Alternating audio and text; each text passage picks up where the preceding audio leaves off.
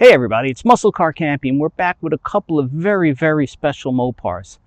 On my right, 1962 413 Max Wedge clone, equipped with fender well headers, just like back in the day. And on my left, a 1 of 35, all steel body, hardtop, race Hemi Belvedere. Before we get into this video, make sure you hit the subscribe button. You won't want to miss another video. We got lots of great ones coming. You can even go into the archive and watch a bunch of our older videos. They're great cars and the videos stay fresh. When you think back to the original muscle car era, the first car that probably comes to mind is the 64 GTO. Bucket seats, optional tri-power, 4 on the floor. If you're a Chevy guy, you're probably thinking 409, maybe a bubble top car, Impala SS. If you're a Mopar guy from 62 to 64, you know that Dodge and Plymouth were in it up to their ears. 413 Max Wedge, 426 Stage 2 Max Wedge, and then of course in 64, the race Hemi came out. Everything else went crazy after that. Usually, yeah, they had styling that was a little bit quirky. They also typically did not have bucket seats and a console, all those things that made for a good song. However, they were fast.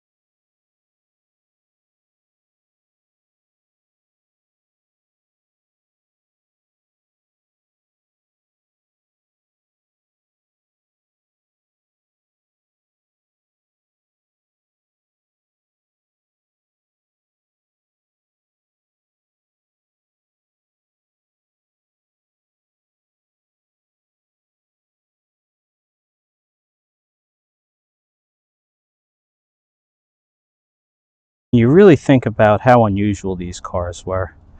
Even reverse lights were optional. That's what would have gone in that top binnacle up there. On the other side, you could see it's just plain. Although I guess you did get this cool ornament on the trunk. Whether you got the 413 cars with 410 horsepower and 11-to-1 compression, or 13.5-to-1 compression and 420 horsepower, the one thing they lacked inside was any sort of pleasant amenities. No bucket seats, no console. Heck, if you ordered a manual transmission, you only got 3 forward gears. 1, 2, 3. But this was the first year that you could actually get a heavy-duty TorqueFlite transmission, a factory transmission that was designed to outrun the sticks. That was the first time you could get a car with an automatic that was actually quicker in a quarter mile than 3-speed or 4-speed. There's not much else going on in here. You're missing a radio. You're missing a heater. You've got a little cool button here. These Ram Charger cars were designed to go fast in a quarter mile and dominate the street and strip. All right, so we're here with owner Lee Saunders. Lee, these are an amazing collection of cars you got here, and I know you also have some other Mopars that you have in your collection. What else do you have? Got a couple other things. Got a 69 Hemi Roadrunner, 70 AAR, 70 Superbird. Yeah. So you really do love your Mopars, oh don't yeah, you? I didn't know they made any other kind of car. Well, let me ask you this. Now, this car we know is a tribute car to the original Max Wedge cars, but it has more of a provenance than that. It's not just a slant 6 car that got a big motor dropped into it, isn't it? Correct. So this was actually, there's a guy, Mosier, that's a real expert in the early B-body 62 to 65s, does some fantastic restos. And so he, from my understanding, built this car for himself. He built this car as a tribute to what would have been a period correct day 2 car. Kind of the gasser look. Obviously traction was an issue in 62, so jacked up the front, cheaters pie crust on the rear, but just did a fantastic job. Also with the fender wall headers, although I truthfully prefer the factory manifolds. They're super cool. The factory manifolds were really a step ahead in technology. You had they kind of came up and went down. Correct. And they also had a 3-inch outlet on it that went into dumps. Yes. So they were far from the usual log manifolds that you would get on a 318 or a 361 Mopar. Yeah, the Chrysler engineers were way ahead of the time. Obviously, with the ram induction, the cross rams, with the basically factory headers, the dumps. The 62s were a love-or-hate proposition. Maybe the face only a mother could love. Well, I guess I'm a mother, so. But, it was a car that you literally roll off the showroom floor, take it to the track, your tires in the trunk, change the tires, uncap it, run it, dominate the weekend, and then bolt it, cap it back up, and head out. And these cars, I mentioned earlier in the video, these cars came with either 410 or 420 horsepower. Correct, yeah. I mean, 11-to-1 compression, dual quads, and if you got it with a torque flight, I mean, it's a specially built automatic transmission. Mm-hmm.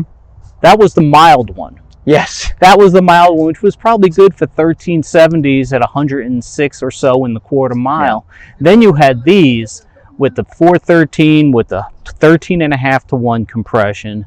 I mean, these were serious automobiles. They were basically the first super stock package you could buy from the factory, 420 horse, with a tire change were in the 12s, which 62 was a big deal. It was huge. Yeah. It was absolutely huge.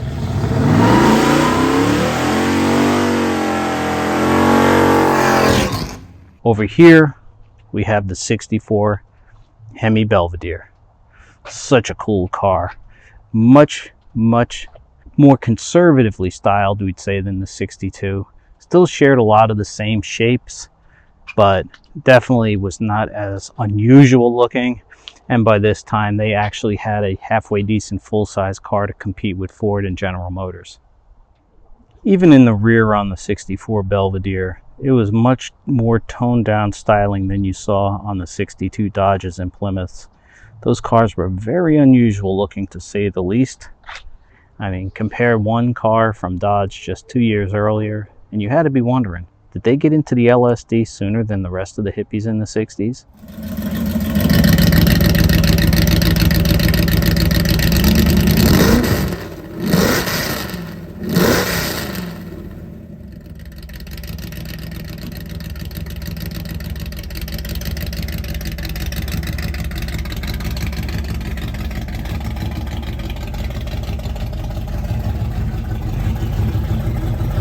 A real all steel Hemi car, a hardtop. Yeah. 64.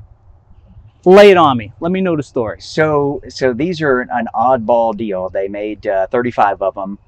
Chrysler almost denied that they made them. They were pretty much an afterthought from what people say. At first, there were some swirling rumors that they built it for NASCAR to make the car legal for NASCAR. Because it's a hardtop, it's a non-aluminum car, just like a Grand National car would have been in 64. But the latest generally accepted reason for these cars is that as the max wedge production came to an end and the Hemi cars started being produced, mostly aluminum front-end drag cars, that if you had an order for a max wedge that hadn't been filled, these basically... there was no longer max wedge cars, so you got a Hemi car. So you had to suffer from a max wedge to a race Hemi. And so the neat thing about these is that this is the only race Hemi that came with carders from the factory. Even the 64 aluminum cars came with Hollies. The 65 A990 cars came with Hollies. The 68 Hemi Darts and Cudas came with Hollies. So all of them would have been Holly cars. This one's a carder. So again, the generally accepted answer is that they had carders left over from the max wedge program, so that's what they did. So these are the same carburetors you would have gotten on your stage 2 max wedge. Interesting. Correct. So, but these cars are super rare. The first one I ever saw was actually a dead ringer for this one. Red car, guy in Boston, Mass, right outside of Boston, had a very big collection. His name escapes me right now, but he was restoring one of these. And that was in 91. I saw it, just absolutely fell in love with it. Looked for one forever. So your search started in 91. Yeah. When I was a wee tyke. But when did you actually get this car? So fast forward to 2018. This car pops up in Hemi's catalog for Kissimmee, which is close to me. I'm looking through what's coming available. I'm like, oh, 64 steel car. Has to be a fake. Had to be a fake, right? Couldn't be real. Can't be real. Do some looking at it. Appears to be real. So go to the auction, take a look at it, and it's better than I had even hoped. And I'm like, well, there's no way I'm going to afford this. So I have a buddy that's a big bidder there, gold bidder. And as it started getting closer to coming up, I was nervous as could be. So finally, I just said, hey, this is my number, Steve. I'm leaving. I can't handle it anymore. I'm leaving. You're hoping you bought a car. This is my number. I think it's going to bring double, but here's my number. I'm leaving. And about 30 minutes later, he calls me, says, hey, it's on the block. Remind me your number again. And so I told him the number. He said, well, the first bid's 10,000 away. I'm like, okay, well, it's over. And I'm like, but let me at least hear what it brings. Well, believe it or not, it immediately slowed down. It dragged out, and his final bid was to the dollar my max. Oh, wow. Well, they are a bit of it's a love it or hate it kind of thing. If you're a Mopar guy, you love them. Right. Well, let's be honest. Like I said, nothing looks like these cars, and certainly very few things run like them. Yes. I mean, they're still a nostalgia super stock today. These are the kings. Right. None of those early 60s cars can even hold a candle to them.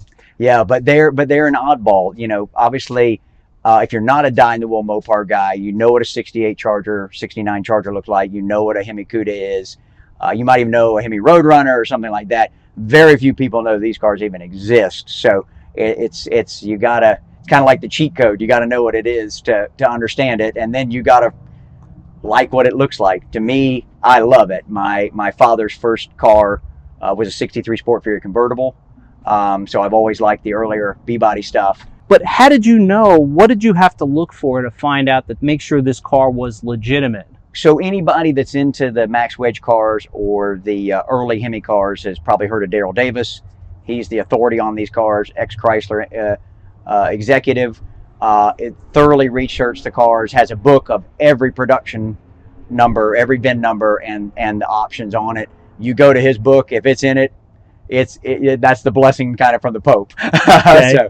What's your favorite part of this car? The history, it actually the history. Represents? It's a sleeper. I mean, if it didn't have that hood scoop, you wouldn't really know what it is. Yeah. Bench seat, but believe it or not, a lot of this stuff doesn't get driven. I guess I'm a little nutty. I like driving this car. Now, I don't take, obviously, long distance, but I'll drive it to Cars and Coffee. My kids will go with me every once in a while. You did say the previous owner, when he restored this car, rebuilt the engine, he lowered the compression significantly. Yeah. This was 12.5 to 1 from the factory, and you said 9.5 to 1? If memory serves me right, it's a 9.5 to 1 So motor it's now. it's a 93 octane all day long. Yeah.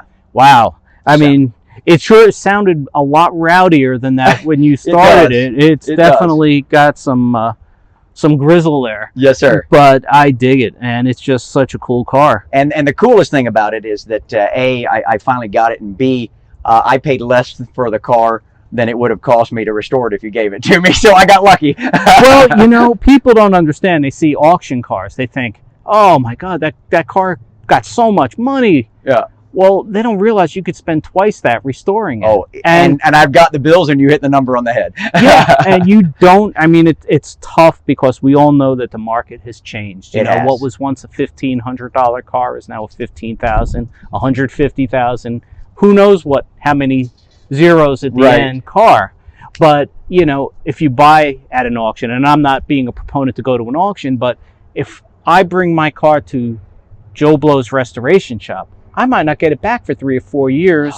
And I'm going to probably spend double what I thought I was told what the estimate was. Yes. I mean, I've heard if you're lucky. If you're lucky. So I don't blame people if they do go to an auction to get a car, because frankly, it's done as long as it's a legit car. And if you're spending the kind of money you would for a car like this, you're going to know what you're getting. Right. No one buys one of these and, it turns out to be not the right deal. Right. We right. hope, anyway. You hope, but Yeah. yeah. So having restored multiple cars over the years with my dad, I can tell you I enjoyed doing it, but it's something I hope I never do again. Well, what do you say? Do you want to take this thing out for a little ride? We could do it. Let's do it. Alrighty. Fantastic. And now we're in the 64 Plymouth Belvedere. You know, Lee, I feel like I'm in a lap of luxury here. You got the vinyl and nylon seat, the beautiful carpeting, seat belts, for goodness sake. Yeah. You're going to spoil me. I know. Next thing you know, we'll have AC. Yeah, well, that's why I roll the windows down. That's how you get AC. That's right.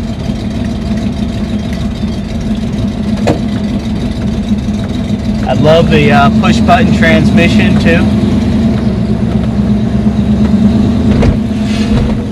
Love that big Hemi, honking Hemi hood scoop out on the front. Wow, totally different experience. Yeah. And this one's got the electric cutout, so we can make it louder if we need to. I can't hear anything anyway, so you might as well. Right? Okay. Oh, look at it. He goes into the secret compartment there, also known as the ashtray. Opens up the cutouts. Music to my ears.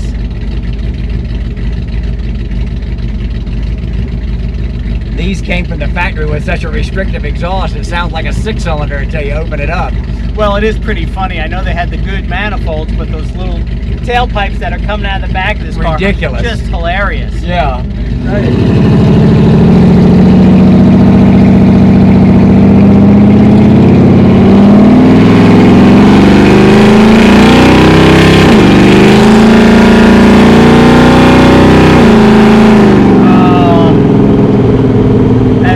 My ears will ring for a while, but I don't care.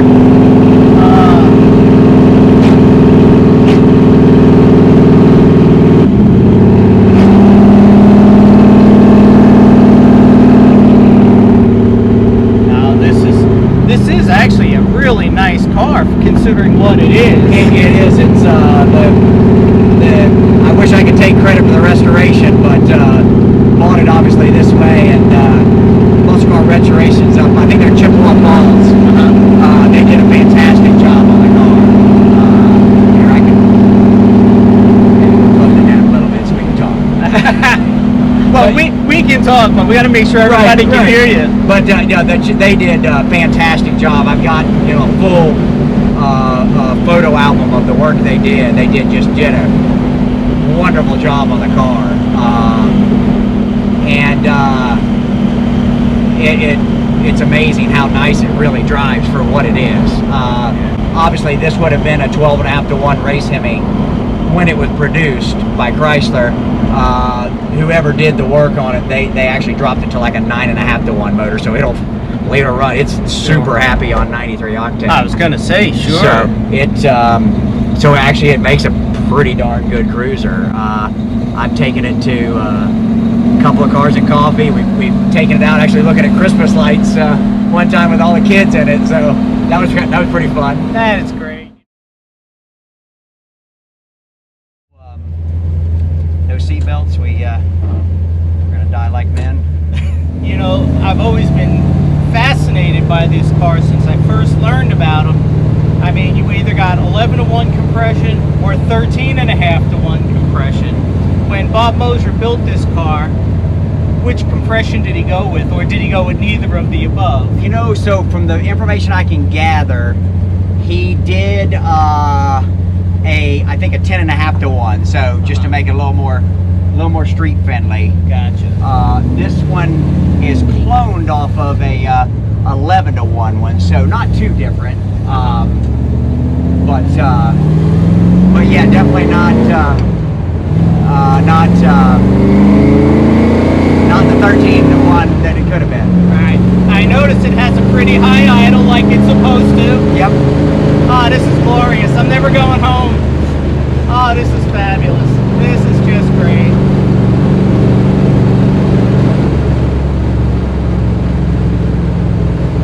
I'm saying the air conditioning is supplied by the vent windows. Little wing window action here. That's right. Oh my goodness. This has got all the modern conveniences. It's got 4-wheel drums. Nice. I saw some very skinny bias ply tires, except Yes. in the back they're a little wider, they're a little pie plate looking things. This is what you would call analog. I'm okay with that. You know, people are so afraid of carbureted anything anymore, but you got in here, this thing started right up, it was running beautiful. I mean, I will say this, you drive a 62 Dodge or Plymouth and you look like nothing else on the road going down. You're not going to get lost in the parking lot in the grocery store, that's for sure. Now maybe an SUV will block you in, it'll be too high to see. Right. But you're not going to have to worry about, is that mine or someone else's? But these are such cool cars inside. Very, oh my god, so basic. So basic. And you know, when Bob built this, I think there were only a handful of 3-speed manual cars actually made. Most of them, because the torque flight was so good, most cars got the torque flight transmission. That's right, yeah, the 3-speed was definitely an anomaly, because the torque flight definitely was the faster choice. The 3-speed is a non-synchro first. It's really kind of a pain in the rear to drive. Well, I like how first gear is all the way back, or is that third, all the way back against the seat. Yes. Literally against the seat. Yes. That's fabulous. But this gives you the thrill of having a manual transmission. It does. This is just a trip in here. Nice comfy bench seat, I will say that. Actually, it is pretty darn comfortable. And I like it. It is kind of tilted back a little bit. Yeah, I don't know if you did that on the tracks, if it comes with a way to recline it. Yeah, you know, believe it or not, that was that way, and I thought about leveling back up, but I actually kind of like it. It's kind of like the living room couch feel to it. It is. All we need is a movie in here. Right. Just take it to the Silver Moon and watch Vanishing Point, or you know, Gone in 60 Seconds or something. I'm down with that. Bullet. Why not?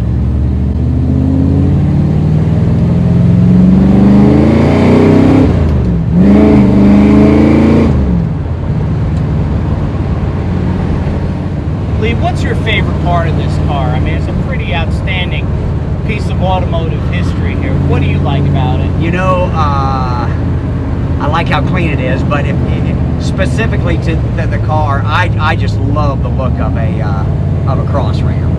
So it's hard to beat the look of a cross ram, to me. No doubt. Or the performance of a cross. Or the. All right, everybody, Muscle Car Campy, I'm out of here, folks. Love this car. Special thanks to Lee Saunders. Before we go, don't forget, hit that subscribe button. That way you're notified every time a new video goes live. More classic muscle coming your way. You won't want to miss any of it.